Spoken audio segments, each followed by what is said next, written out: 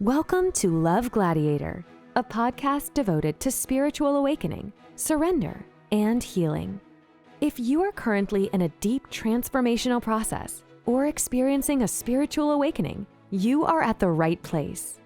Get ready to meet transformational teachers who will share their extraordinary journeys in surrendering to their soul's mission to become the medicine and mentor they are today. Now, here's your host, transformational guide and business coach, David Vox. Hello everyone and welcome to a new episode of the Love Gladiator podcast. And today we are meeting a very special friend and guest. And it's one of those stories that will travel long and far because it's one of the most unique stories I have heard in my entire life. Because Irina, when she was writing a PhD in psychology, she met an angel at an Irish pub. And from her experience as a scientist, she knew that angels and strange stuff like that was a clear sign of mental illness. So she was really confused. She didn't know if she had to believe all of this religious stuff. And the angel had a message for Irina. And this is the first time that Irina is sharing this story in public. How she was trained by an angel to become a healer and not a scientist over 2 years. In this episode, you will learn so many interesting secrets and understandings about the universe and see it through the eyes of someone who has learned to surrender on such a deep level to see some of this magic and medicine she now gets to share with all of us. Welcome to the Love Gladiator podcast. Irina, welcome to the podcast Love Gladiator. I am so honored and so happy to have you here. Well, thank you, David. I'm so glad to be here, and I'm so happy that you give me this opportunity to tell a little bit about my story. Your story is one of the most incredible stories that I've heard in my entire life, and I'm so excited that all my friends and all my clients and all the people that follow me get to hear your story because it's truly special. Well, it is a story that is it's like exceptional, I would say. But it's a very personal story, so I share it for the first time, really. I am so honored that you are choosing to share the story with me. I'm super, super honored for creating this sacred space so that we get to hear your story because it's so unique and it's so special. So without further ado, do you want to jump into that night when you went into an Irish pub? Yes, I'd love to. Well, I think right now in those times, it's very important to tell some uplifting stories. And I think this is definitely one of the uplifting stories. And people need to hear it right now. So, yes, what happened? Well, I went to an Irish pub in my hometown. This was back in Germany, in my little hometown. And I went out like you go out on a Friday night. And I went out by myself. Usually I don't do that. Usually I go out with friends. But this night I just felt I needed a little bit out time and just a little bit to chill out and, come down from the week. And I went into this Irish pub and it was quite full. And I went inside and sat at the bar. And I looked around. I was not really intending to meet anybody. But when I looked around, I saw this man, this gorgeous man, with kind of a classical, probably Southern Mediterranean type. He had longer brown hair, dark hair, actually quite dark hair. It was more like a very dark, almost black. Dark hair kind of falling into his eyes. And when I looked into his eyes, I was hypnotized. I was really captured because he had these amazing eyes. They were brown eyes, so this is not the color, but there was something. It was almost like he was shining, and there was an instant connection. And also I had just looked around. I couldn't go on further. I kept looking at him, kept staring at him, and I was so aware. I'm like, "Oh, Irina, stop staring at this man." But I couldn't look away. And he started to smile, this little smile, like this knowing smile. And I'm like, I'm getting hot over here. And he stood up and he started to come over. And while he came over, he went to the bar and ordered something. And then he came to me, and it looked like, I don't know if you know that, but it looked like milk. So I thought it must be, The Russian one. Yes, I love it. Yes. one which is milk with vodka. And I said, oh, you have a Russian one? And he said, no, it's milk. And I'm like, you're coming to an Irish pub to drink milk? And he said, no, I'm coming to an Irish pub to meet very interesting people. And this is how we started out. And I said, well, it's very untypical to drink milk in an Irish pub, And he says, well, do you always do things that other people do? Don't you do things, just because you want to do them? Just things you do and not, thinking about what other people think. And so this is how the conversation started. And it got deep very quickly because we're talking about, life and what is important and our passion, or actually more my passion. Later on, I realized the whole conversation was more about me. And in the end, I did not know much about him. Actually, nothing. And how old were you at this time? You were at university. I was 30 years old. So this is now 20 years ago.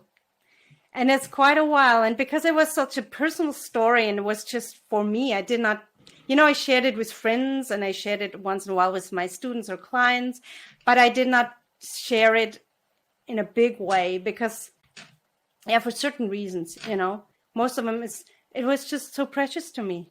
It was just something special to me. But I feel like right now people really need to hear this story. So what we haven't mentioned yet is that this was not a normal kind of man that I met. And when did you start understanding that this is not a normal man? Well, I didn't understand it. I knew there was something about him because there was something about him that was very setting him apart from, meeting normal men. And so I invited him, or we decided, he asked me if he could meet me again. So I invited him to my apartment. And this is when I realized this is not a normal man. How did you realize? Cliffhanger. Well, I have to tell a little bit. So I've lived in this apartment building with 3 apartments, and the landlady was living downstairs, and she always used to, lock the door at night. So, a little bit afraid that nobody will break in. Also, it was a very quiet neighborhood. So anyway, she locked the door, and so after 6 o'clock, I had to go down to open the door to let somebody in. So he was supposed to come at 8. So at 8 o'clock, I waited, got ready, like women do, got ready.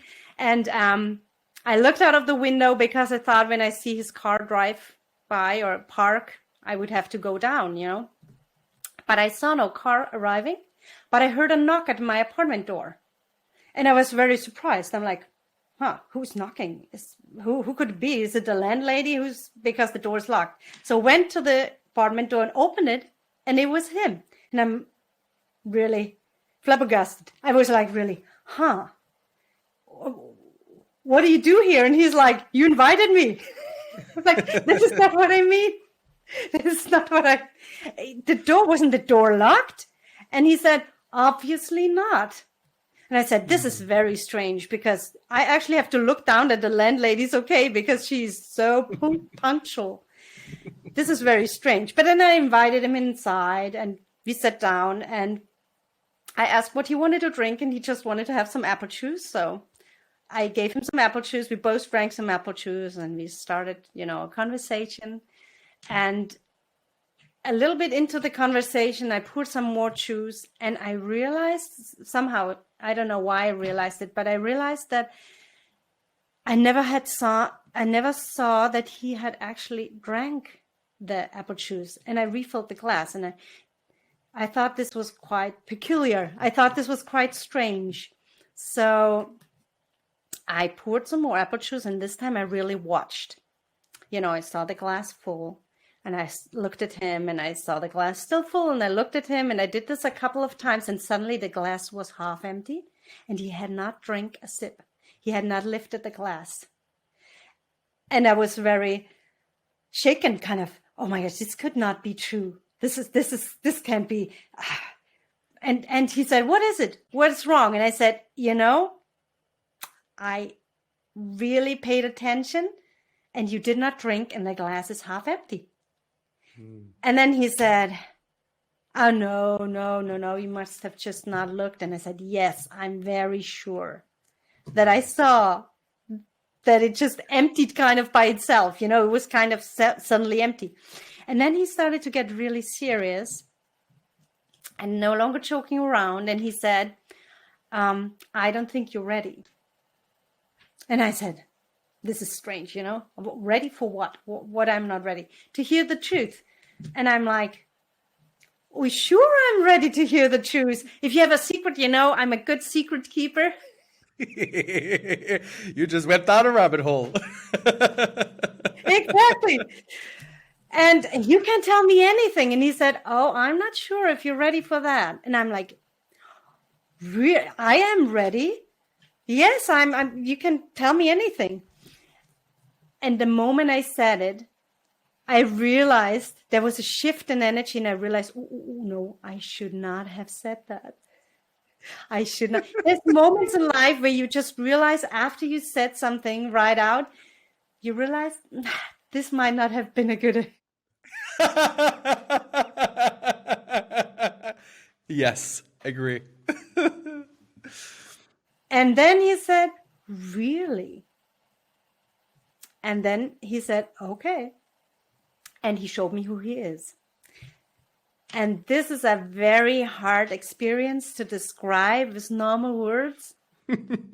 So it is like he became this light being in front of me. Really, really bright, really shining. It's hard to describe. And I knew he was an angel. And it was so intense. I knew at a certain level that he stopped because I could not take more of the light. He stopped in a certain way, a certain level, because then it became too much for me. And I never experienced that before, that light and love can be too much, that it can be too big. It was almost like I would start to disintegrate if it would have been more. My body would have started to break or to dissolve. Dissolve. I feel you. I had the same experiences with ayahuasca when she shows me what unconditional love is, and it feels like the whole body's exploding, and it's like, please help me, no more love, no more love. Which is kind of crazy, but I feel you. I understand you. Yes, I think it's hard for people that have not experienced it. There's a certain level where you really feel you cannot hold on to your physicality anymore. The body is really no longer, this hard to touch body, but it becomes very vibrant and very light, and you could just fall apart in many particles. So he came back, and I was, what can I say? I was speechless. Speechless. And I'm like, the first thing I said, which is kind of funny, but the first thing I said was like, okay, am I pregnant? Am I going to be pregnant? Because the only story that I knew back from Sunday school, in church back when I was a little girl, was that the angel appears to tell Mary she's going to have a child, Oh my God. And this angel, he just cracked up. He just laughed. He's like, well, that's not the only thing I do. So in this moment, you're not religious and you're actually a science student. So this must be a shock for you. This must be a huge shock. I cannot even say what a kind of, first you think, okay, you try to adapt to the situation, and only then you think about, oh, what does this mean? What does this mean to me in my life? And I was like, this is what I said to him. Now, do I have to believe in all those things? What do I have to believe in now? What is it? What is my new reality? Can someone please give me my new reality? Yes. A reincarnation manual, an updated version? This would have been so perfect, but they don't give you that. No, I'm still looking for mine. Yes. Oh my, I would have so, enjoyed some rules, some how this is the first step. This is what's going to come afterwards. With this kind of experience, there's no manual, there's no explanation. Just drop and here you go. Surrender, human. So what happened then? After the light sort of goes down and he comes back to a human form, what happens then? Well, then I had a lot of questions for him. Why he came, why to me, what does this mean?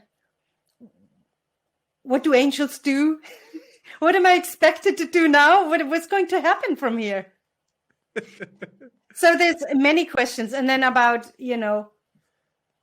the universe. And there's so many things that, would come into your mind. What does it mean? But most of all, first, it meant, what does it mean to my life? What does it mean to my reality? What am I supposed to do with it?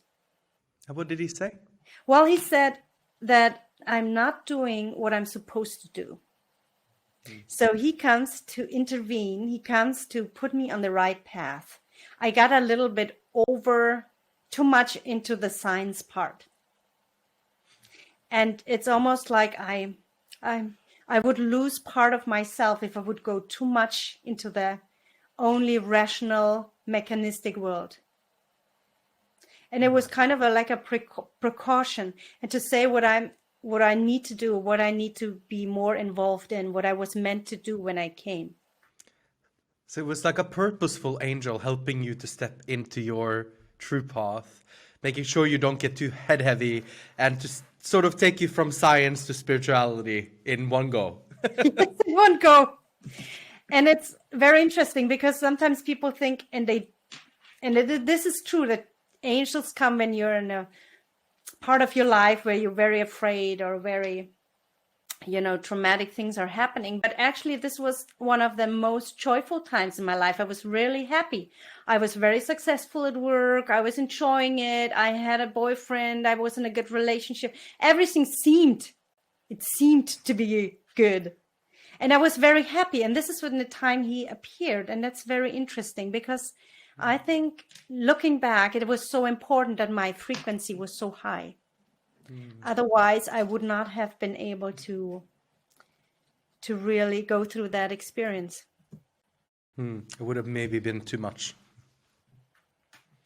So I learned a lot of things. And this was the beginning of a 3-year teaching with him. So he taught me for 3 years. It was not every day. It was more often in the beginning. It was almost every day. Then it was like once a week. And then it was more irregular visits. So how did he teach you? What did he teach you? How do you become an angel's apprentice? Yes. This is something I think many people would like to know. And all the people I talked to, they were either very afraid because then they think, oh no, there's somebody out there that could watch me, or somebody could just appear. And the other parts are, oh, I would so love to have that. I would so love to have be a direct apprentice. And both have some truth, and both I have no idea what they're talking about. Misconceptions of the true thing. Nobody has any idea what they're talking about. So you mentioned that he one time also materialized in front of you. So how was it for you to go from head-heavy science brain to hello spirituality, there are no limits, and hello angel, I'm your apprentice? Like, that must have been quite a journey for you. Yes, that was. And it kind of happened in 1 week. 7 days. 7 days. Creation is 7 days. And your new creation, your new life was 7 days. New life was made up in 7 days. No, I'm joking, kind of. I have, we had this first date on a Saturday. So by the next Saturday, I had convinced myself that this was not true. This hadn't happened to me, because it was really mind-blowing. I had a very hard time, the next morning I woke up, I had a very hard time to come to terms with it. So during the week, I was just thinking, my brain started to think, probably this was just, I fell asleep on the couch and it was too much and it didn't really happen. And it is very strange. If something so intense happens, I understand that now from the, psychology of humans. They try to negate it. They try to erase it, to prune it out, to prune out memories that are not compatible to your belief system. And it's very interesting because I went through that. My brain really tried to prune it out. And this is what the angel actually has said to me. Most people, they cannot really accept this experience, and they either try to prune it out to forget, and their mind is very efficient in that, or they make them forget. So by the rest of the week, by the next Saturday, I was sitting in my living room reading a book, and I had convinced myself this was not happening. I just had met this nice man. We had a nice evening, and afterwards I was just dreaming. I was sitting on the sofa reading the book, and suddenly the air in my living room started to shimmer. Like a heat, like you have on the top of a road, if it's really warm, you see the air shimmering. This is what happened in my living room, and I started to be really afraid. Because it's very interesting, but if something happens that your brain cannot just work through, it creates fear. And fear and excitement are very close. So I felt this strong feeling in my stomach, and intense, excitement and fear. It got so intense that it was fearful. And I think people could relate to that when they're, faced with something fearful, something is happening that they are afraid of. It's a natural reaction. And then when he materialized, when he materialized in my living room, the first thing he said was, he spoke in German, fürchte dich nicht. So it's a very old German. It sounds almost biblical. And I think this is something they have said for many, many, many centuries to humans when they appear. Don't be afraid. It is fearful. Don't be afraid. That's what they say. Don't be afraid. Oh, Lord, I get goosebumps. And so many people think this encounter with angels is just, clouds and sunshine and the world being more brighter and rainbows. But actually, it can be quite tough. Terrifying. Terrifying. Terrifying. And this is the other thing. Working with an angel, there is no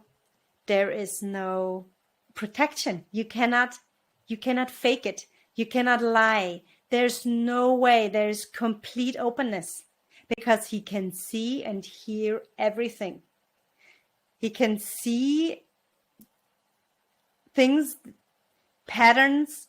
He can see, your not good behavior or things you're ashamed of. And he can read your mind. He can talk to you telepathically.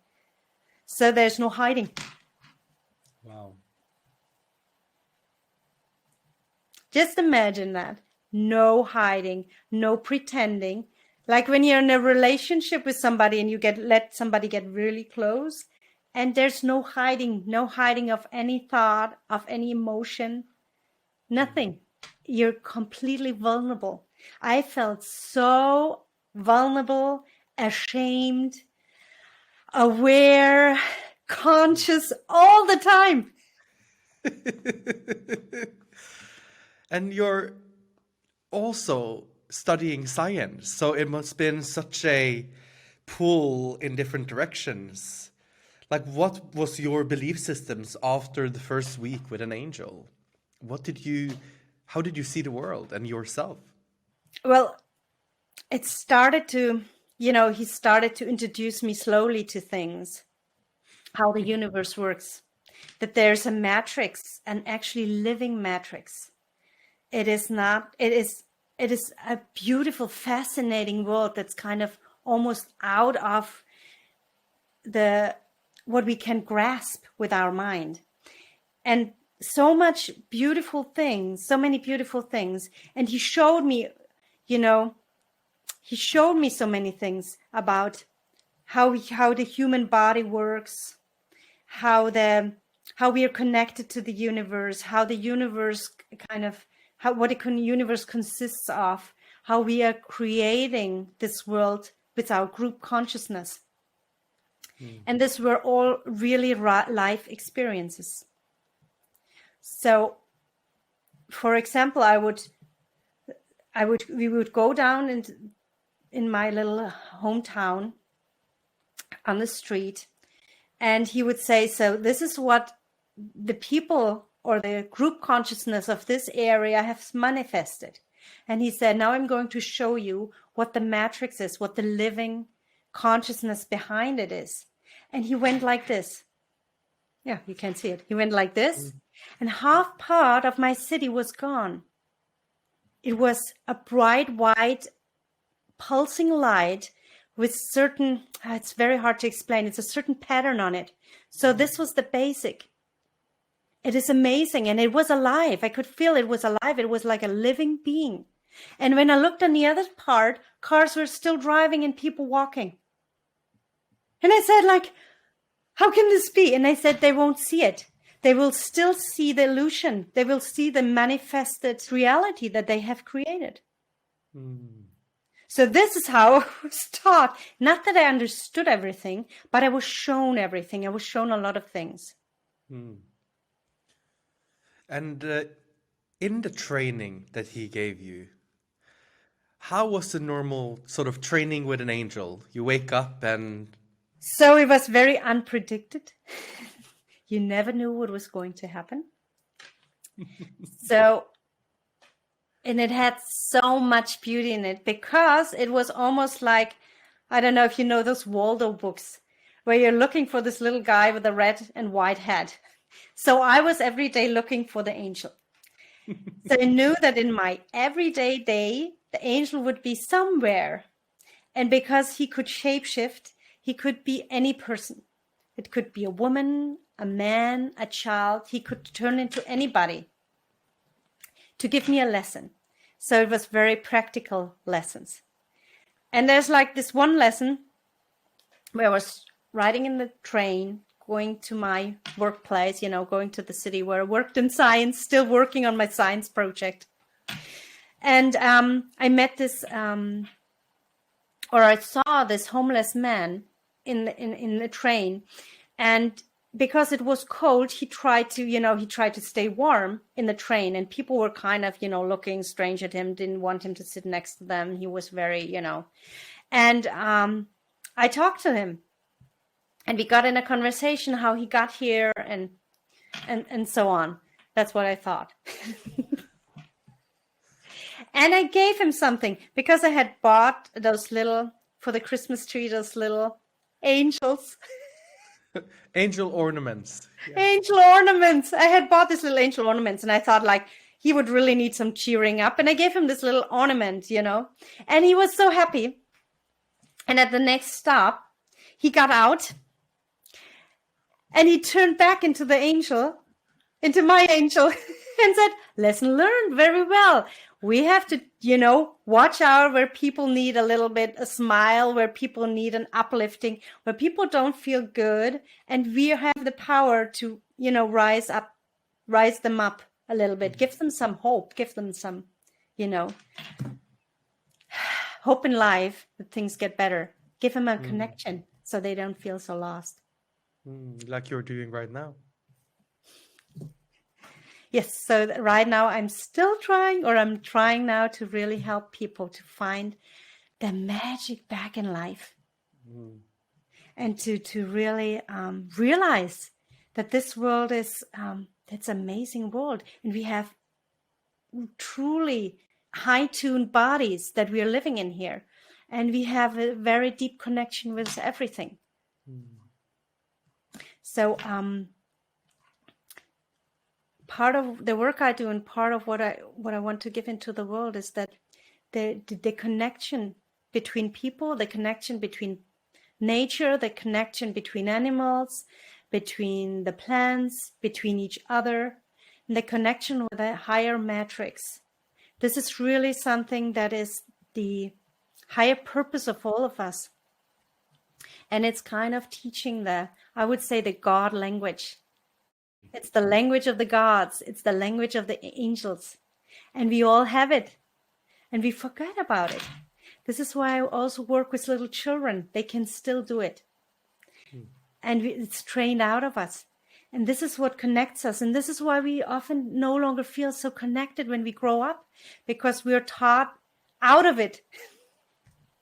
We taught that when the children see, or when we see as little children, things that are not supposed to be there, like fairies or whatnot, that we're told this is only fantasy.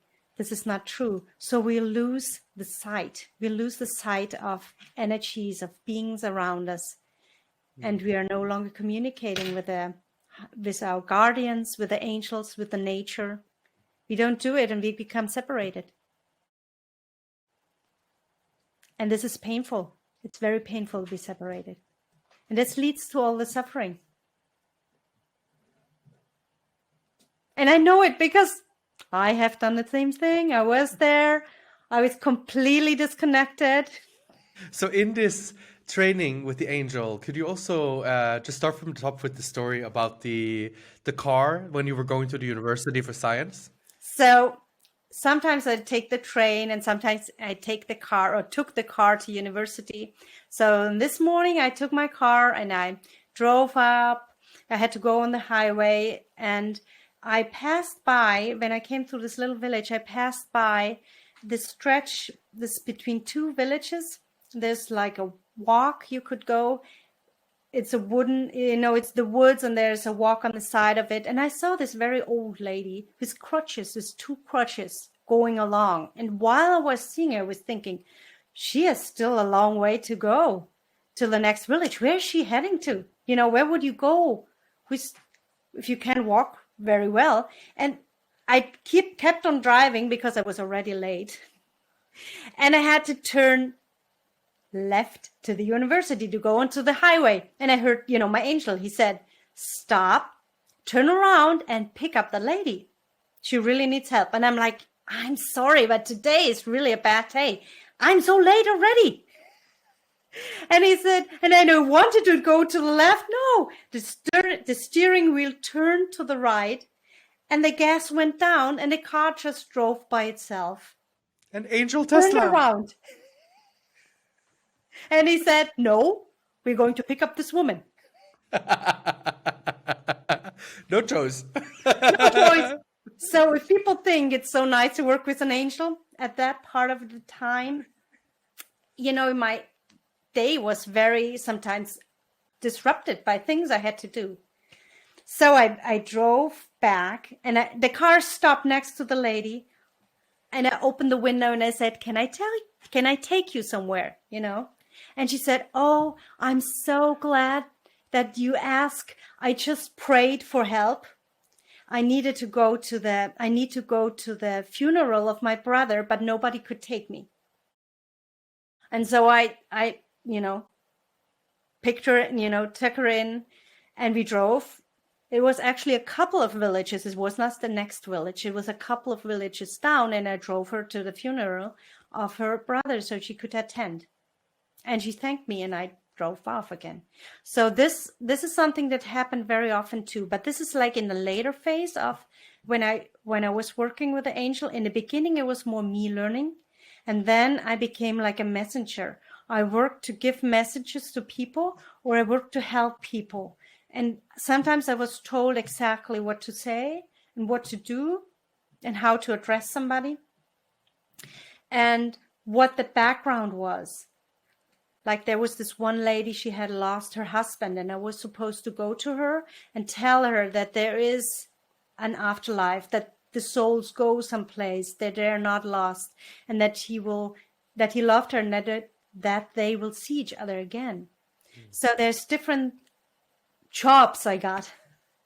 What was your perception of God, the universe, after working with this angel? Well, the universe is very loving, and the angels are very loving.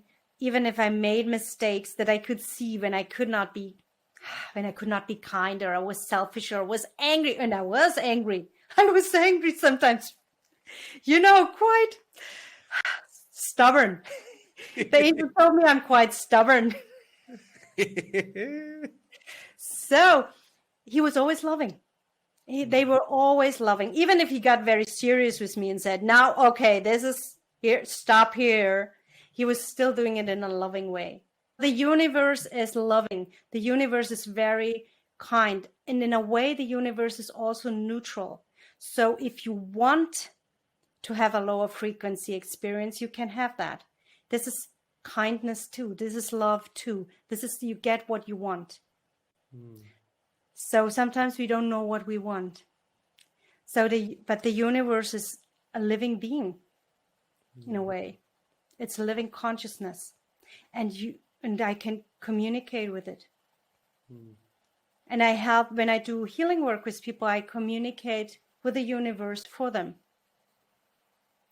And we all have this ability. We all have this ability to communicate with the universe, with the matrix, what they call the matrix of the universe, to manifest, to create the life that we desire. But to communicate with a living being is not just, it is praying in a way, but it's not praying, please, please give me that, like a little child. This is like a real relationship. It's like when you have a relationship with a very good friend. So it's a very deep connection. It's a giving and taking. And it is, if you give a lot of love comes back, much more love comes back. So if you make a little tiny step in your development, in your transformation, the universe is just running towards you, hugging you in a big bear hug. I love it. There's a saying, if you take a step towards your guru, the guru takes 1,000 steps towards you. And I feel you say that in such a beautiful way. But it's like, from my experience, if the universe really comes, what we do, we shut our doors. It's too much, we're not used to it. Or we think we need to do something is expected of us. And I have had situations in my life where I did not follow this feeling inside, what I need to do, or would be good for me.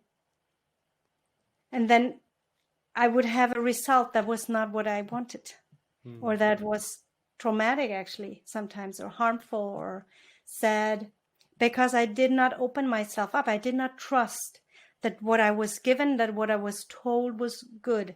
If there's an impulse to do something and you don't follow it, and you don't follow the signs of the universe, you don't follow the loving signs that the universe puts out for you, you can end up in a lot of hardship and suffering. So when you were working with this angel, what were some of the hardest tasks that he would give you? This is a good question. Most of the tasks do not seem hard on the outside, but most of the tasks were hard on the inside for me. Because actually in the beginning, I was a very shy person. I would not have been on camera.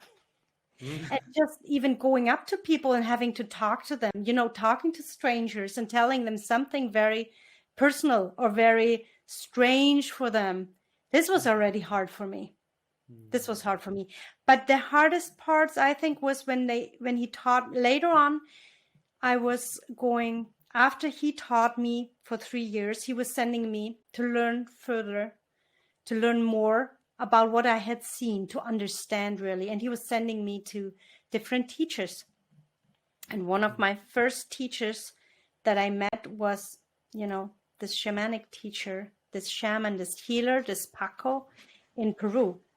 Could you please tell us how on earth you go from being in Germany, working at a university with science, and then eventually you are ending up at an airport in Peru? Well, this is what happened. I'm used to hearing instructions. I'm used to hearing voices, which might not sound like a good thing. But when you have guidance, I love you. Because I actually have a degree in psychology. And when I looked at the definition of hearing voices, seeing things that other people don't think, it doesn't sound like a healthy thing. But I think there is a difference. There is a difference.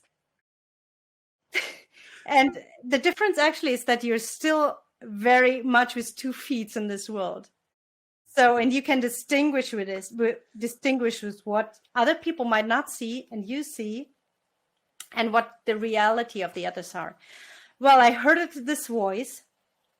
This was very quiet in the beginning that says, Peru. And I'm like, okay, Peru. And it kept on going, Peru, Peru. And interestingly, I knew it was not my angel. It was a different voice. And it was, come to Peru, go to Peru. It was kind of just Peru, Peru. And I'm like, what? I looked at Peru and I'm like, this is in South America. I don't know nothing about this country. What am I supposed to do there? I have no idea. This is not one of the countries I actually wanted to travel to. So, because I didn't know anything about it. So, but it kept on going, and this voice was louder and louder, and how the universe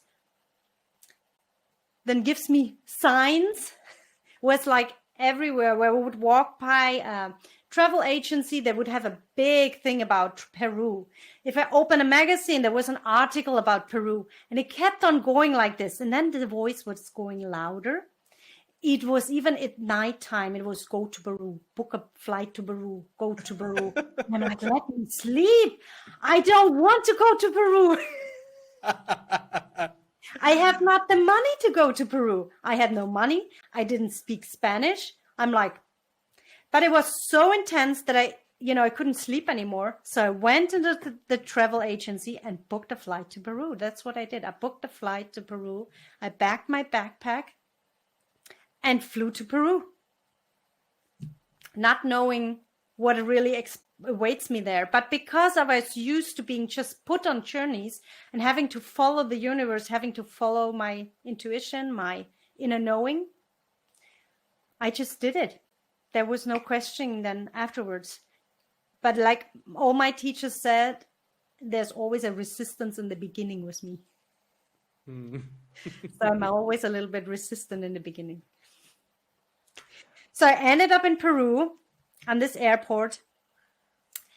And just before I went on I had already booked the ticket. Just before I got on my flight in the bus, I met this woman that was from Peru. And she said, oh, I have a family in Lima. Could you please give them something? And they could pick you up. Actually, you could stay some days with my family. And she gave me their address and she arranged it. And she said, they will pick you up. My brothers will pick you up. So I arrived, in Lima. And there's 2 men. It's night. There's 2 strange men on the airport holding up a sign with my name. And, I just went with them. Normally, if you go to Peru and you say you just go with 2 men that you don't know into a taxi, might not be a good idea. And I didn't know the family before. I didn't have any contact. I only had the address, and she said they would pick me up.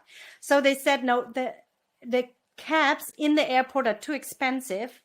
Let's take your luggage out of the airport and get to a cheaper taxi. So imagine you going out someplace, and it's quite a bit dangerous, can be quite a bit dangerous in Lima. So I got out with them into a taxi.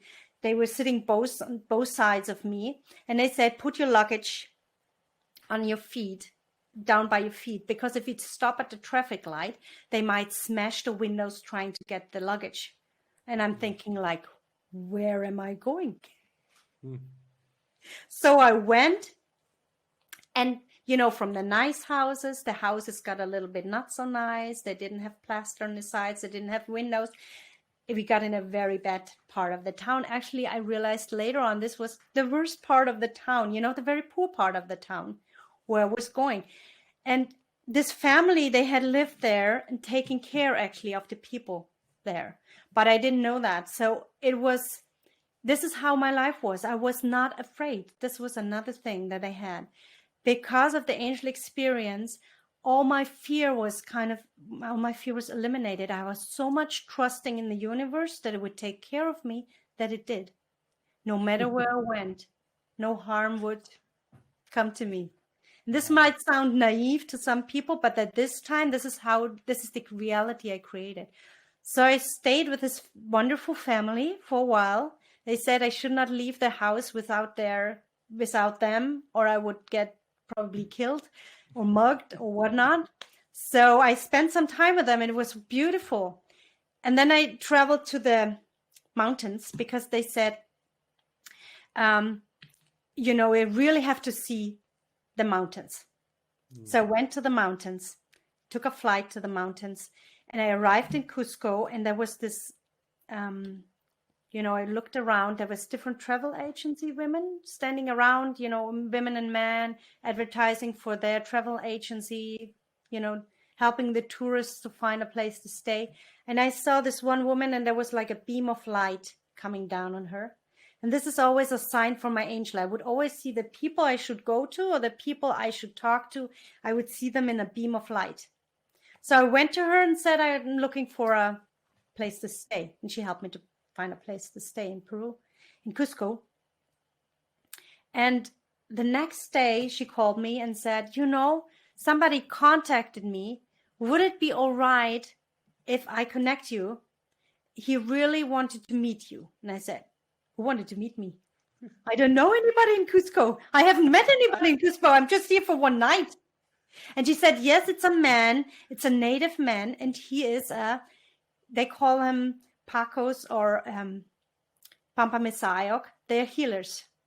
So it's a healer. He would like to talk to you. And I said, sure, open to the universe, open to opportunities. And the next morning he walked into the lobby of the hotel, and I saw him and I started to cry. I felt this connection with him. I realized I know this man also. I've never met him before, and he came to me and he cried too, and we hugged each other, and he spoke a little bit Spanish. He spoke in his native language, and I spoke neither Quechua nor did I speak Spanish. So it was a non-verbal communication in the beginning. And he said, one of the waiters that worked there, they translated for me, and they said that he has said, why have I taken so long? He has been calling me for so long, telling me to come to Peru. Ooh. So I knew why I was there. So that's when your shamanic training as a healer began. This is when my shamanic training began. And this was more rigorous than the one with the angel. Tell us, how was the shaman training laid out for you? Well, I have to say, in the first 3 days, I did not understand him. But after 3 days, I picked up again, because angels and, higher teachers, they speak telepathically. The true teachings, they can only be delivered through telepathy, and I call it heart telepathy, because it's almost like an energy goes into your heart and it fills your whole body, and then it goes into your brain, and the brain looks for symbols, pictures, and words for it. It's a translation in your language. But the translation is the words are never complete. You have to get the whole picture, the feelings, the pictures. It's almost like whole movies are being loaded down. So after 3 days, he said, finally you understand me, because then we could do the telepathy. So he would teach me. I would say first he initiated me so I could see energies. And there's we went to this place. It's close to Cusco. It's a very well-known place. It's Tipon. It's the place of the water, of the sacred water. It's this holy place. It's a sacred place there. And he said, you need to do certain initiations for you to learn from me. And I can only teach you if the place opens up to you. If the place shows me that you are allowed to have the initiation. And this will happen when there is nobody there anymore. And if you have ever traveled to Peru and been on the places, you know that in the major times there's loads of tourists around. So he showed me the opening ceremony. I have to ask for the opening. I asked for the opening. There's a certain ritual you do with the coca leaves, and you give your energy into them, and you ask Mother Earth and the mountain spirits to support you. And you open the space. And when I looked up again, there was nobody there. The whole place was empty. And it was empty for the whole time he did the ceremony. And this was in the middle of the day. Later on, I realized that we didn't make the people go away, but it was opening a different dimension. There's a second dimension on every sacred place, which is the same thing, but there is where the initiations take place. So we went there. And if I wouldn't have been able to open it, the other dimension, I would not have been able to get the initiation. Wow. And he did this beautiful initiation in the waterfall with flowers. There's praying, there's certain singing ceremony. And afterwards, after the ceremony, he said, whew, almost thought we're not going to make it. Almost thought we both would get killed. And I'm like, what? There was some heavy energy from a past life. I thought it would kill me and you right away. And I'm like, okay. He said, but don't worry, we could have tried next life again. Typical shaman. It's okay, you can reincarnate. You can come back. You can reincarnate and try it again. Yeah, oh God. And this was like I got a little bit, okay. And this continued like this. After this initiation, I could see the energies. I could see auras. I could see the energy world, I could say, that it's, that's all alive. What you probably experience in ayahuasca, I could see without ayahuasca. Wow. That is incredible. That's incredible. Yes, because with ayahuasca, you see the spirits, you see the colors, you see the energies, you see also the not so nice stuff and entities and all of that. But it's also all okay. It's all a part of the experience. And they say it's like the lower energy and the lower energy beings and the higher frequency and higher frequency beings. Yes. So for them, it's just a matter of energy, of frequency. Exactly. And with, for example, ayahuasca, the ayahuasca protects you, but also you are usually with a shaman in a group that protects the energy in the group so that the lower energy doesn't go in. But if you don't work with someone that are experienced, like yourself, for example, your aura might open up and not get close. So all of these negative energies can come into your aura afterwards. And that's why I'm a little bit skeptical for people working with sort of white trash shamans that haven't done proper training. Oh, yes. I was at a shamanic ceremony, this was just a couple of years ago. We do work with a shaman in Peru to bring people there. And there was a ceremony, he said, because, I helped him. I was the assistant for the ceremony. When I bring people, I always assist them. So we kind of say what we see. And sometimes I do something and he does something. And he said, this time you're going to get my clothes. So it's the ceremonic jacket and the ceremonic hat. Yeah, but he did not. No manual with this. No manual. Again. And ayahuasca attacked me. What? She came and she just pushed me over. She made me almost disintegrate. And because I was like used to going with ayahuasca to you go and you trust and you open up and you surrender. But this is not the work as a shaman. As a shaman, you work as equals. And she was testing me, but I had no clue. I was going in there, I'm surrendering. And this was not the task. And he was saying like, yeah. And I said, you didn't tell me when I put the things on that she would recognize me and think I'm different. I would, work energies differently. She was testing me. So I would have had to show her my power. to show her that I could hold it and not, it's a different way to work with her. So I said to the shaman, you did explain me. He said, you should be used to not being things being explained. Yes. Oh, so it's very different. So, but it's beautiful. It's very beautiful. So with the shaman, you do all of these different trainings, initiations, and then there's one major initiation. Initiation on the mountain Asangate. And this is where you go with the shamans and you get an initiation directly from the mountain spirit. If you're lucky, the mountain spirit really comes to you at night. And so I went with the shamans up in the mountains, and there were some other students. We were all staying overnight. This is like 4,500 feet. So it's quite high up. And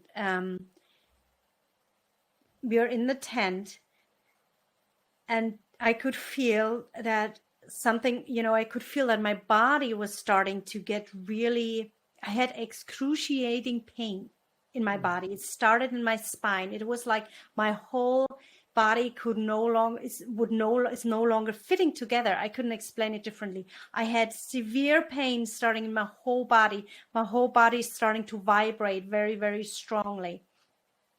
And it was getting to a point where it was so strong that I actually prayed to die because I could not hold it anymore. I felt there's so much pain, I could not stand it. And I kind of felt I went out of my body. And the mountain spirit came to me and talked to me. And for me, it was again, this is almost like the experience with the angel. It's an experience where you cannot really fit words to it. It's so multidimensional with feelings. But he showed me about my tribe, kind of the people that are like me here on earth. There's certain people that are like me here on earth, and he showed me who they are energetically and how we are connected. And I felt the sadness of those people. I felt how much they are here they're like earth keepers. They're here for the earth and for the people and for the animals, and how much they are in pain because of which direction we are going in, how much separation there is. And I could feel the pain from the earth. I could feel the pain from those earth keepers. I could feel the sadness and the wish to bring things back into balance. And the mountain spirit talked to me about some personal things too. He talked to me, and after this I woke up in my tent, and I thought actually I'd passed on. I thought personally that this was already the experience of the other world, because we learn the different dimensions where you go when you die. So I thought actually I wouldn't be back in my body. Wow. But I was back in my body. And it's very interesting. My body was like a vessel. Now I understand when people say the body could be a vessel. The body was so clear, crystal clear. I've never had this afterwards in my life. It felt like there was nothing there. There was no emotion. I could feel no emotion. I could not feel happiness, and I could not feel sadness. There was no emotion. It was just this amazing, peaceful silence. I was silence. It was amazing. And I felt like I was floating, kind of. It was, the body was tuned for the first time in my life. I've never experienced that before, how tuned in a body could be. And when I came out of the tent, the shamans wanted to do a ceremony on everybody before they left, and I said, no, I don't want to have anything. And they said, yeah, you're going to have their initiation on top of it. And usually they have their medicine bundle and they bunk you with it to open your energy field. It felt almost like they, give you a concussion with the stones and energy in the medicine bundle. And they would come to me and they would just tip me. And then they would do their thing. And I felt something coming in. It was very interesting. Into this plain vessel, into this, not plain, into this empty vessel, something was coming in. And for a week afterwards, I could not have emotions. There was no emotions. And it was not bad. It was just fascinating. I was just like, I don't feel anything. But it's good. But it was so clear. I could sense everything, but there was no emotion. And afterwards, they told me that they had prayed in front of my tent so I would survive the night.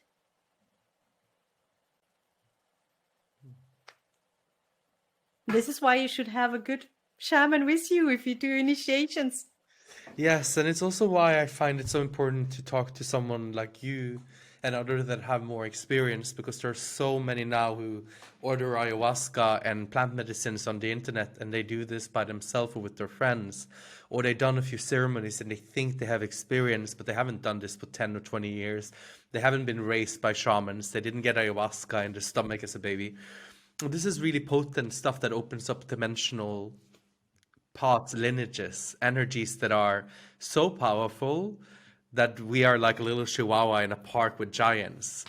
Not something to play around with. So I find it so interesting to hear also how humble you have been in regards to surrendering to the universe and learning from real masters and following and trusting the universe.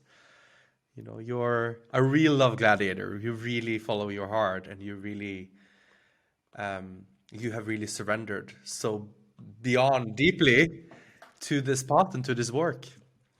I think if you talk to my shamanic teachers, they would say, they named me. I have a Blackfoot teacher, and he named me Kicking and Screaming. That's probably my name also in this other realm. You know what my shaman called me? No. Kung Fu Panda. I thought this was really serious people, and they're like, "Oh, you're Kung Fu Panda." Because But Kung Fu Panda finds the secret at the end. Hopefully. I look like Kung Fu Panda when I do ayahuasca. I'm jumping around and dancing and flying with my wings, and a weird experience. But this is so true. People could get lost in the worlds and they are not coming back. Exactly, and this is the challenge, because I've seen people go psychotic, but with the shaman, they have a ritual for bringing them back, the masculine and the feminine, and how they're bringing their energy back to this plane. But this is not things that we should play around with, and meeting a medicine without respect and honor can be meeting your greatest toxic poison ever. Because what can be a medicine for me can be something very dangerous for you if you don't meet it as a medicine and as with a lot of respect. And I know this from working with ayahuasca last month and coming to drink the cup and having this like, oh, the taste, knowing that if I put that energy into it, it's going to taste like, if I don't meet ayahuasca with respect as my greatest teacher, I will manifest a very difficult experience. So it's really, really important to meet this with a lot of respect. What would you say to people that are new on this shamanic path, and they're starting with ceremonies and plant medicines? I would say when you work with a shaman, and especially if you work with a shaman, we Western people are not used to how completely they surrender to this medicine. So you really should look for somebody that you trust with your life. This is a life and death experience. They keep your soul attached to the physical body. So you really look for somebody that you trust, that seems healthy, that seems loving, and is not, nowadays sometimes they do it because they do too many ceremonies, because there's so many tourists coming. Really find somebody that you really connect with on a deeper level. This can be a very transformational experience if you work with a shaman. So do not go, always follow your heart, no matter how famous or how good they are supposed to be. Always follow your heart if this is the right person for you. And also, I feel in regards to ayahuasca and plant medicines and shamanism, you are a shaman now, so we're going to speak more about that, what you are now working with. But when I see a shaman or I meet a shaman, for me, I see a surgeon, an energetic surgeon. That's how crystal clear they are with their work. And you wouldn't just go to anyone on the street and say, do you want to do surgery on my energy field? You know, you would meet that with a lot of respect. So with our shamans, we work with them for almost 4 years now, and it's just the beginning of the relationship. But I asked them, so have you tried other plant medicines in the jungle? They grew up in the jungle, and they said to me, I only known ayahuasca for 50 years, so I barely know her. So no, I haven't tried anything else because she's my teacher and I'm just getting to know her. That humility, for me, mind-boggling. So humble, and their energy feels so pure and open. It's like meeting a tiny Buddha Jesus version that just, colorful, coming from the jungle. What do you think is the correlation with being trained by an angel and then being trained by a shaman? Does these worlds overlap? And it's very interesting because this is the thing. I feel like I'm bridging a lot of things because we have categorized so many things in different areas. Angels belong to religion, and shamans belong to the nature, and doctors belong to the more scientific world. And actually, they're all working with the same thing in different ways. So the angel sent me to the shaman, to the shamanic training. So he put me on this path, and he put me on the path of psychology too, and he put me on the path of, I had different teachers in the world. So it is more that we understand that what the connection is and what truly we're working with, because shamanism is just one form of working with the universe, with the divine consciousness, with the energies here. And we have different tools to access them, but we have to be very aware what our aim is, what we're actually working with. You could, your path might be the shamanic path, your path might be this path, but it is necessary to keep your mind open, so we do not become, single-minded. And it's very interesting because one of the first things my scientific, my doctor that I did my PhD thesis with the scientist said to me, Irina, be aware that everything you know today might be wrong tomorrow. This is the life of the scientist. So this is a very interesting aspect because they study something and they might, 2 years later, somebody might find out it's completely different than what we thought. Our theory was not true. And I think this is a very good thing to remember, even if we come from a scientific world, that there's things out there we might just have not learned yet. And what I think is beautiful, that so many things are now proven true by quantum physics. Quantum physics is teaching a lot of things that the shamans have been teaching for thousands of years. So there's a lot of, overlaps. So from having all of this training with an angel and then with shamans, what did your work blossom into? So right now, and I have to say, I'm still in training.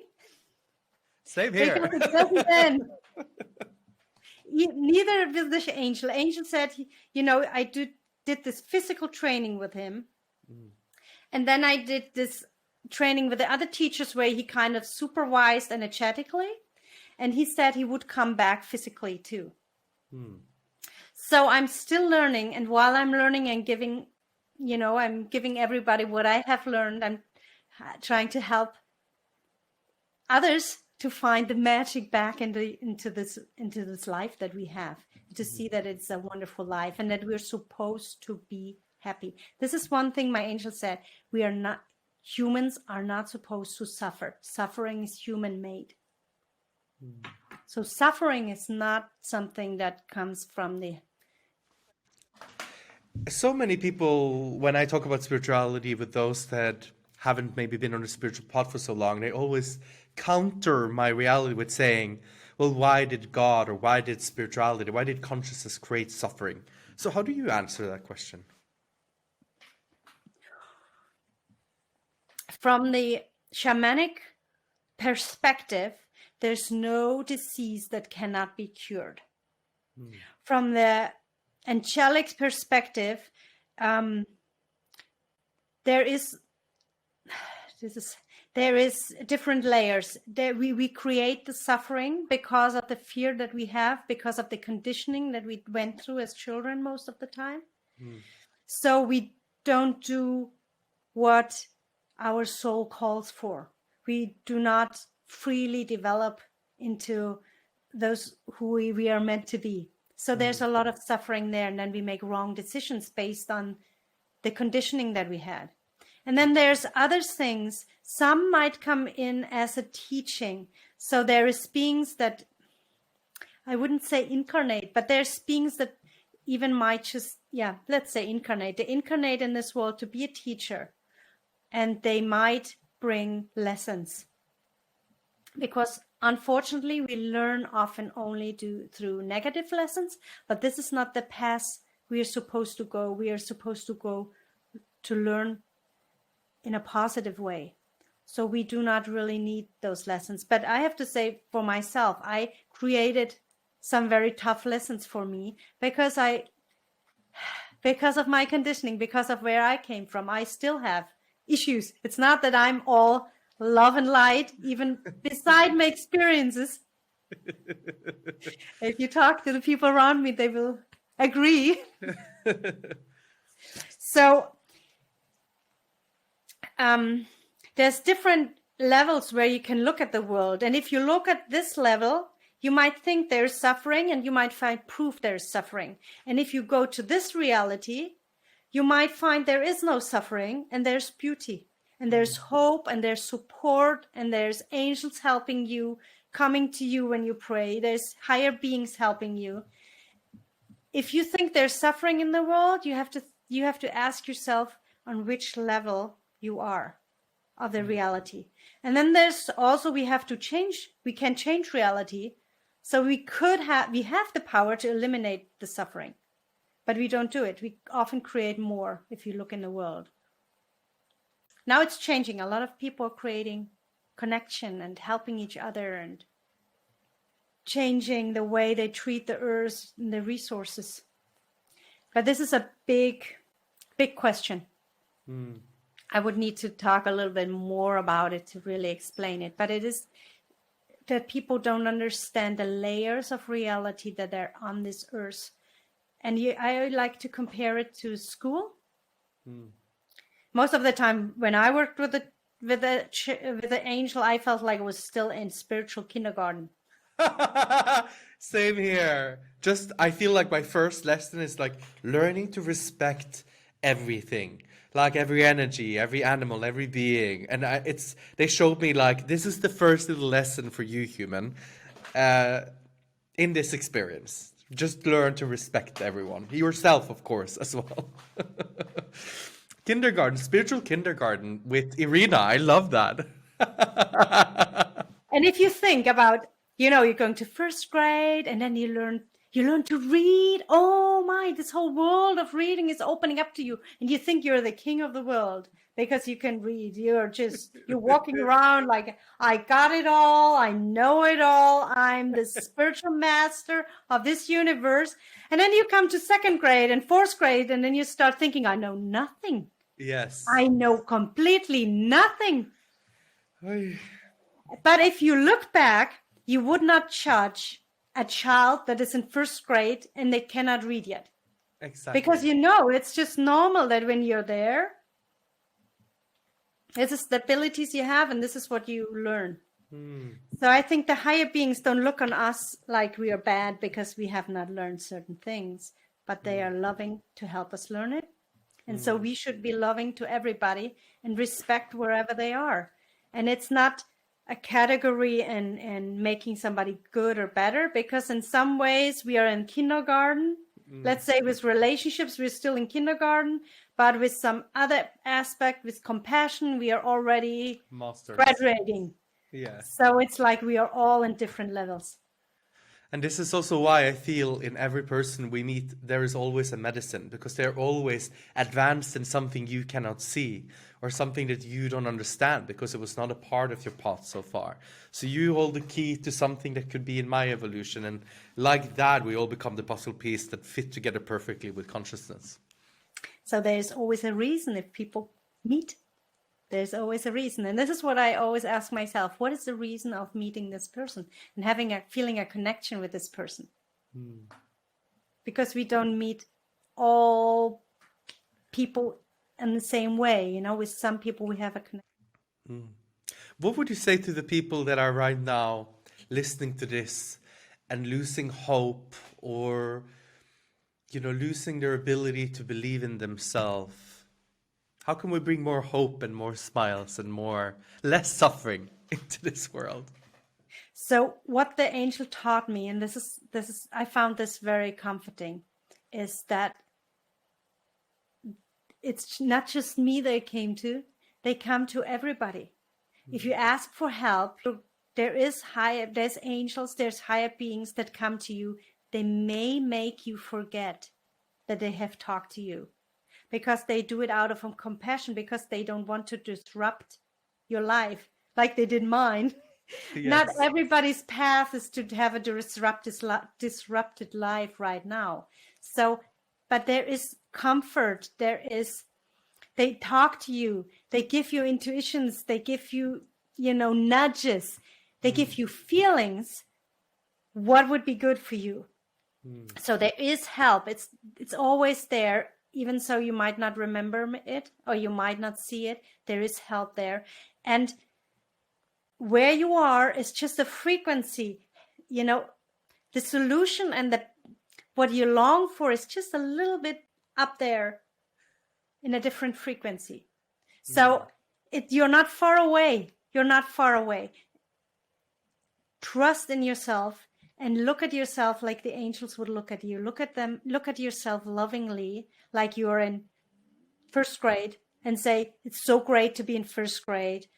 I totally messed up with this, but this is great because I'm learning here and I'm learning to whatever it is that you're learning it. So I think the first important thing is to be compassionate with ourselves. Because if we are not compassionate with ourselves, we can't be compassionate with others. And I love what you're saying that, there are angels for everyone. Because something that I learned in a dream was that I came back to myself in childhood and I tried to save myself as an adult.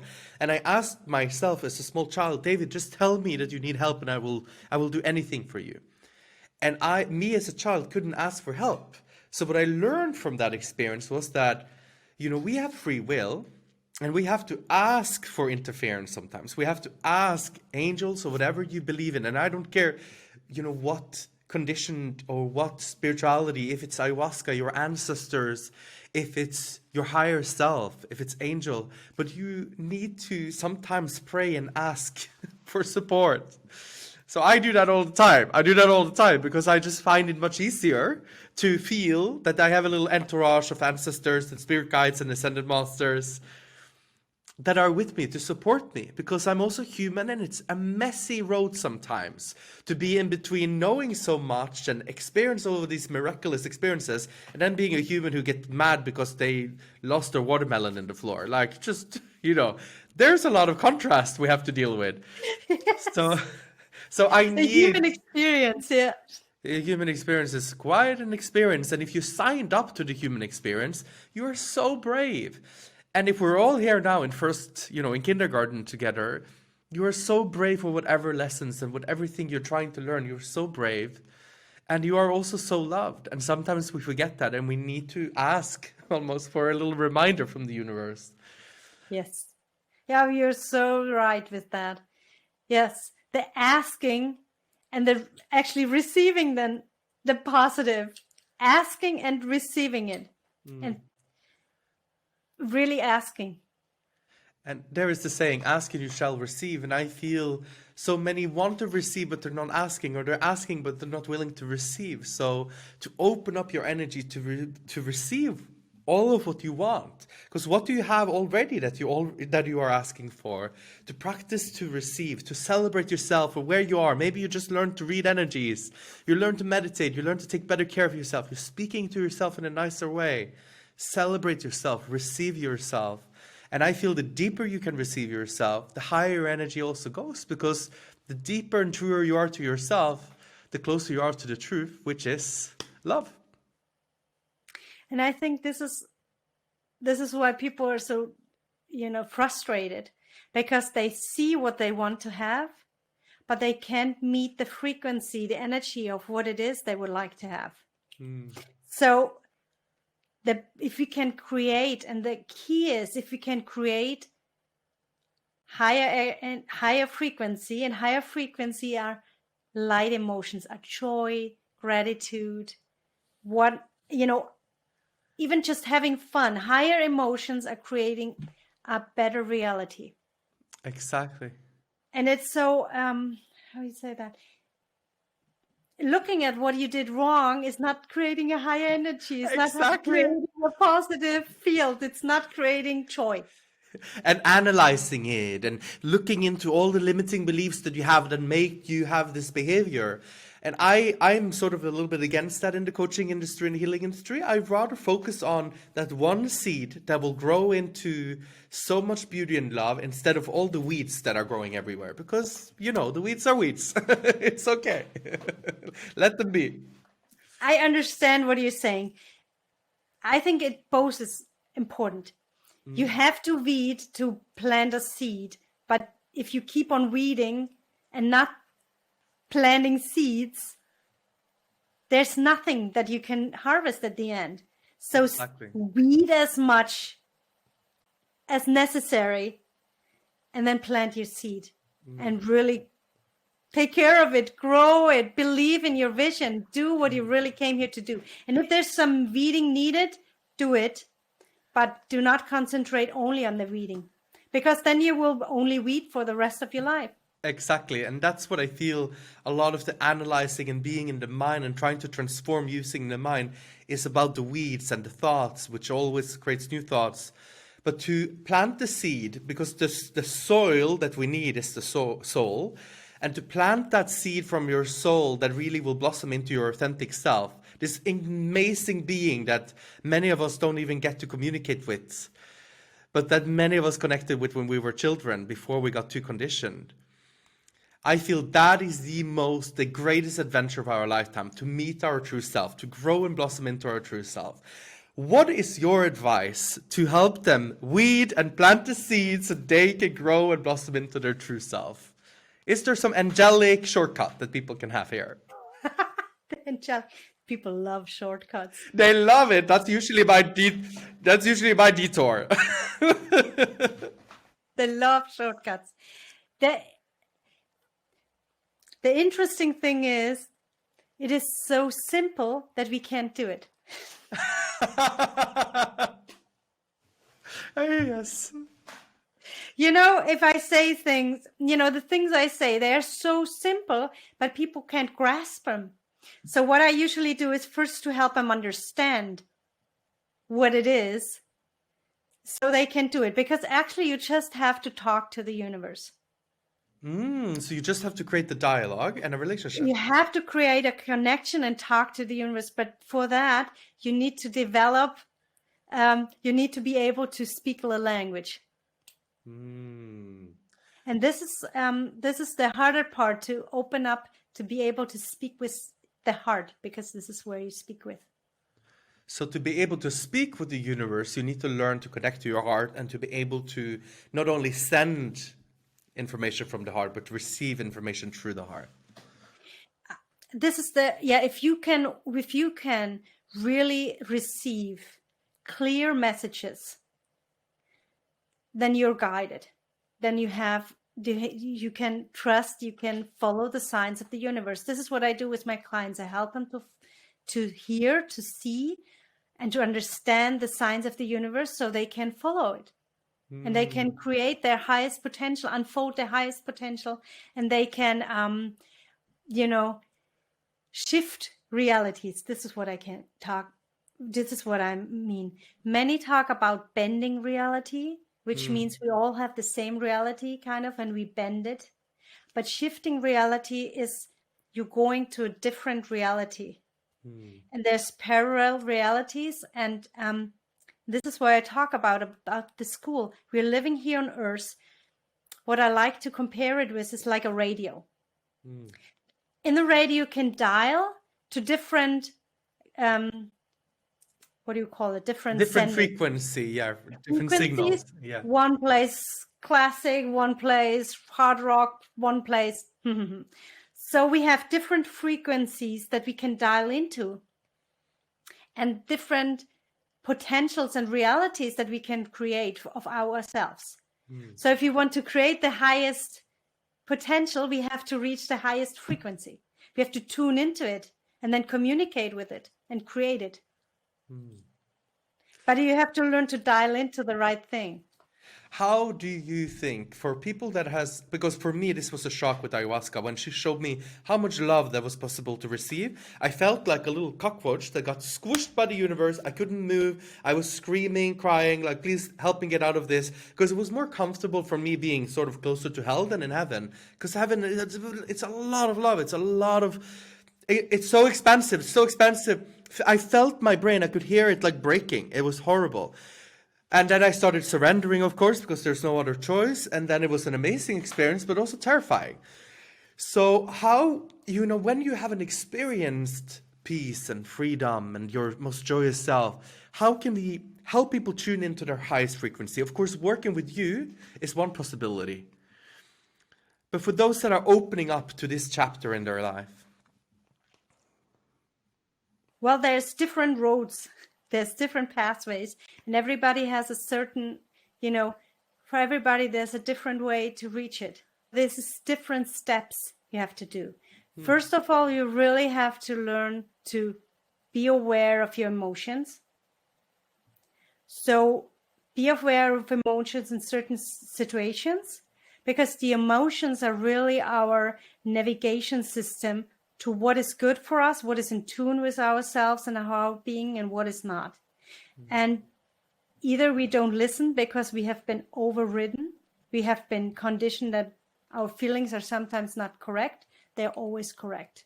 Our feelings are always correct. So if we learn to trust into our feelings, we learn to trust in those little nudges, and we learn to go more by what is good for us, because we can feel what is good for us. If we can truly connect to this, what we feel is necessary for us, which people we are around with, if this job is good for us, if we are bored or if you're happy. If you look at a child and they play, and they love to play with a new toy, they forget to eat, they forget the world around them, they're so much into it. This is the level of joy we're supposed to have when we're living here. And people try to talk themselves out of it. They try to do it only when they are on vacation or when they have some extra time. But this is how life is supposed to be all the time. And if you look at an artist when they draw a picture, or filmmaker, when they're in the process, they are so much into it. They enjoy it. They cannot do anything else. They are just filled with all this inspiration. Most, when they're really into the state of creating. And this is what we are looking for. We are looking for those states where we're truly ourselves and creating more of them. And the first steps usually is to no longer do what is not good for us before we even do what is good for us. And so it's first the awareness, looking at how we feel in situations, trusting that we can trust in our emotions, and open up so we get more intuition, we get more clearer intuitions, more clearer nudges. I would call them more like there's impulses. There's some impulses, like when I talked about this Peru trip, where I had this Peru, it's coming again and again and again. Often things that are so important in your life, they come again. They're really big. And if you start to listen to them, more and more, the voice becomes louder. I feel in my own path that if I ignore the signals or the lessons, I will never. I remember one time I was doing 10 ceremonies with ayahuasca, but she would always say the same thing. Hey, why are you even coming to me if you're not doing what you know you have to do? So 3 ceremonies, she just made me fall asleep. So the shamans were like, Kung Fu Panda, are you awake? Kung Fu Panda, it's your ceremony. You're supposed to take care of people here. And I was like snoring and I couldn't wake up because she was like, if you're not going to do the work, then you can just go to sleep. So she's strict with me because I need sometimes many reminders. It's almost like a spiritual inbox. And those emails, they never get deleted. You will have to read the one that is on top first and do the homework before you get to go to the next one. So for me now, it sounds like the easiest thing ever. I have to sing and make music and paint because that puts me in my highest energy. It's what I did as a child. But I find it really, really hard to do what makes me the most joyful. Why is that? Why is that? It's a good question. Why is that, David? Yeah, but I think it's the same for a lot of people. We know we should go and work out and do yoga and meditate, but then we sit there and scroll on our phones and we use an average 30 hours a week just looking on Instagram or TikTok. So we consume so much weeds of information that is not necessarily helpful for us. No, it's not. And it's like, I come back to the child. If the child is really happy about something, it does it. Now ask a child if it is happy to do homework. No, absolutely not in a million years. Is a child happy to sit for so many hours in school? No, absolutely not. It's torture. So what have we been trained as children? Not to listen to our impulses. They're wrong. They're not good for us. We need to listen to the authority. Listen to others, and we need to disregard our emotions to reach a higher goal. Sometimes there is a persistence you need to do, and you need to do things that are uncomfortable because they're out of your comfort zone. But being out of the comfort zone is like learning to ride a bike. Yeah, this is out of the comfort zone, and you're very unsure, but you still want to do it. But we are trained to do so many things that are not for us. That haven't been for us. Yoga might not be for you, and singing might not be for you, or painting could be, but it could also be that something else is for you. So it's like this takes some time to really look inside and to see. This is what I do with my clients, to really see what it is that we would like to do. And not what we are supposed to do, or what we think we are supposed to do. Or what we should do. I had one client, she tried to lose weight. And I told her, this won't work until you have, because if you do a diet, you're creating more of the lack energy that you have. Your lesson is to get rid of the lack. Less eating is not going to help you. So I worked with her on something totally different than on her eating habits. And when she learned, she transformed that lesson for her. She lost weight without changing her diet. This is something most people would like to hear. Yes, right. This is not for everybody. But for some people, this is when you really are true with yourself. The same with diseases. If you really come into harmony with yourself, you rewire. Heal. You rejuvenate. They heal. Even from this most severe things, you can heal. And this is the same thing. We need to heal from. There's so little originals in the world. I would like to see more originals. We try to be copies. There is this Norwegian writer who says, "We are born as originals and we die as a copy." And to find that and to be it is so much more fun. And it's not comfortable, and most people won't like it. Start changing. I feel that each person has a unique radio channel, a unique reality, a unique frequency that perfectly fits with everything that they desire and want.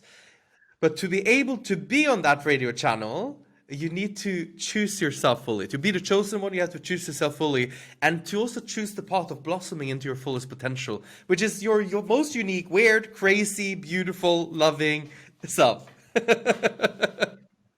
You know, when I started to do this shamanic work, and I talked about it with my, you know, they knew I would do those crazy things, travel to the jungle, do things like that, and I was still working in science. They were saying like, "You're crazy.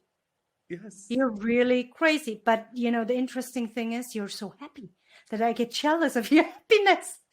Something you're doing must be right, because you totally shifted. So why do we want to keep ourselves in this kind of life that we are unhappy about? Because we are taught that we are not allowed to do what we're really happy about. More people do it now. There's so many people that are starting to do it now, and this is the time, and this is so important. If you're not happy in your life, this is not where you're supposed to be. Suffering is not, suffering is not a lesson in itself. This is what we create if we prevent ourselves of doing the lesson, of making the change. What do you feel in regards to those that have suffering from childhood that are still needing to heal some of that? Yes, and there is healing, and I totally understand it, because I have went through a tough childhood in parts of myself. So I understand that if you have those things, this is not like many people think when you talk about creating your own reality, then it's your fault if you're not where you're supposed to be. So we have to let go of this feeling of being, you know, ashamed of what we went through or where we are not yet. So rather it is to look lovingly of what has changed you, and we can change it back. We can heal it.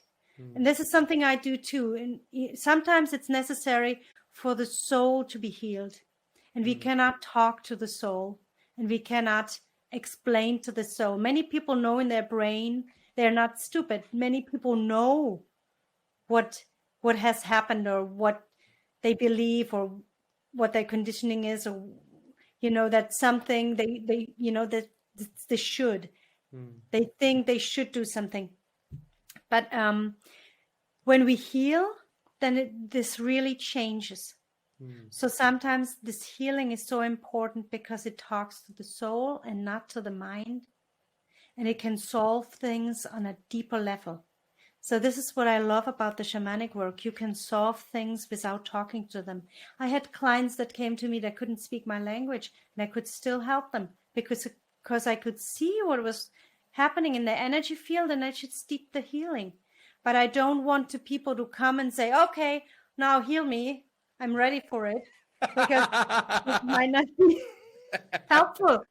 Yes.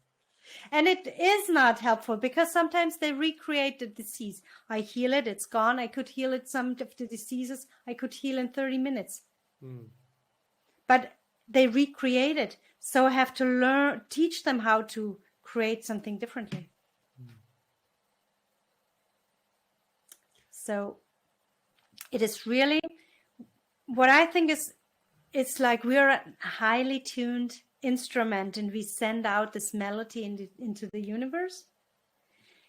And what we're meant to do, what is meant to happen for us, it's looking for us too.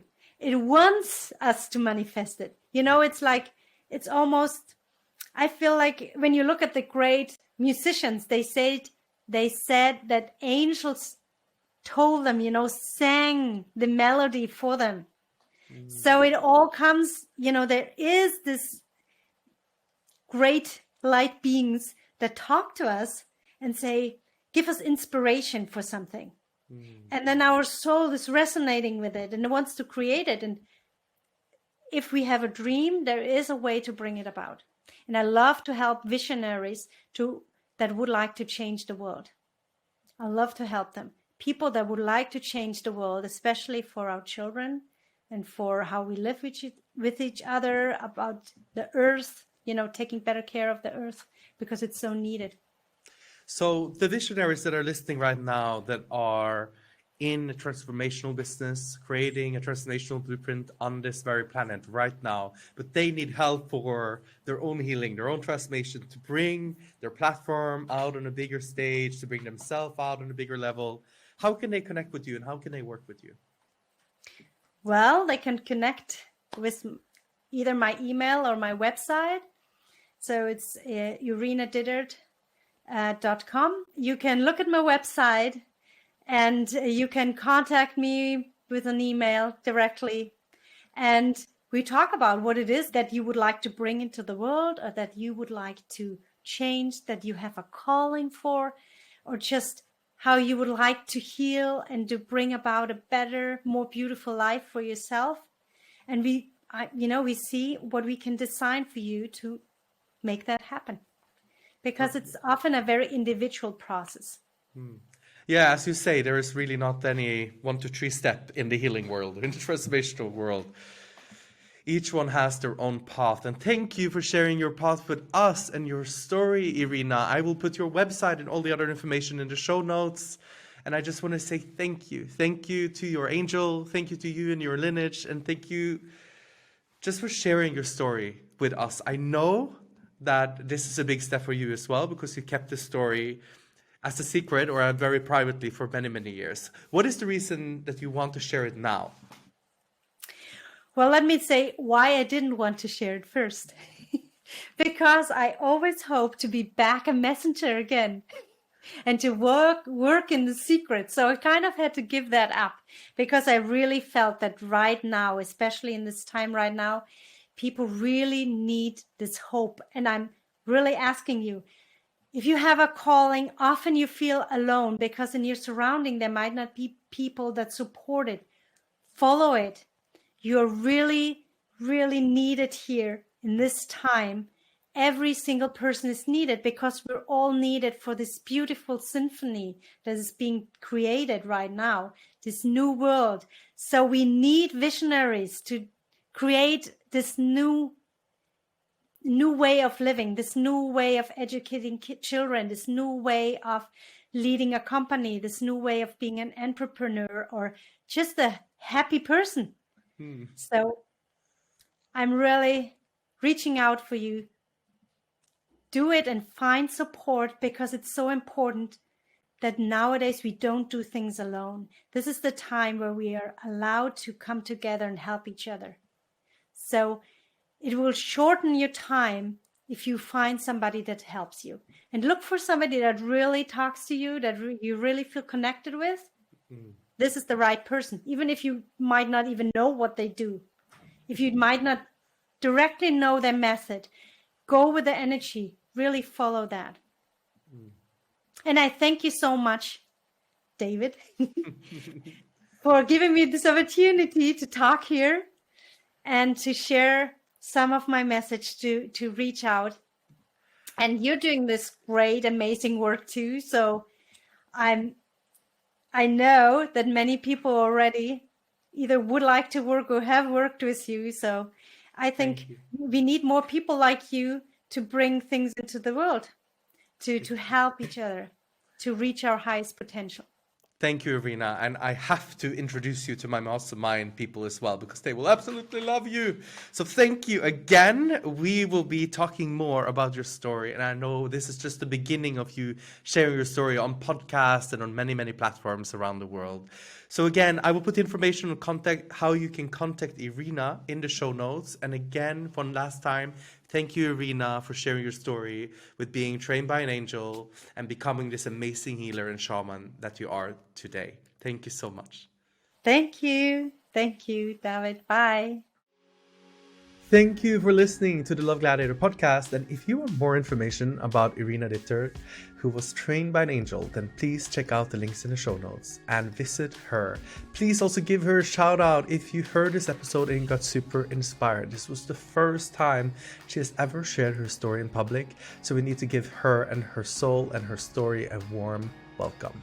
And if you need some Love Gladiator training yourself, you get to have a lot of inspiration and a lot of healing and a lot of support on lovegladiator.com. We have created our own app, and all of the experts and teachers that are interviewed on this podcast are actually sitting around that campfire waiting for you right now. My name is David Vox. I'm a biz coach for the extraordinary coaches, healers, and therapists of the world, and you can find more about me on davidvox.com. And if you're a coach, therapist, or healer, I welcome you to join How to Become the Medicine, the masterclass on how to create your own method, mission, and movement as a transformational leader. Thank you for listening, Love Gladiator, and see you next week. Lots of love.